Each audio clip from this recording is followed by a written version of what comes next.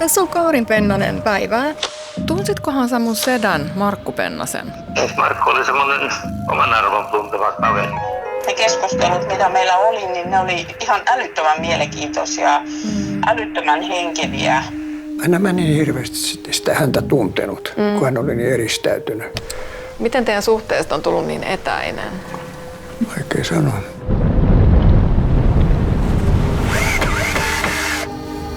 Minne sä menit, Markku? Miten susta tuli tää näkymätön taiteilija? Tämmöinen idea sielun kuolemattomuudesta on ollut olemassa. Olen ajatellut tämmöistä hengemaailmaa, jossa ei ole mitään salaisuuksia. Et silloin ei tarvitse teeskennellä. Onko taide olemassa, jos kukaan ei ole nähnyt sitä? Syntyykö se juuri nyt?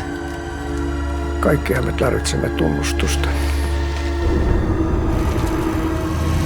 Miten koko elämä voisi mahtua yhteen elokuvaan? Se säilyttää aina lopullisen salaisuutensa.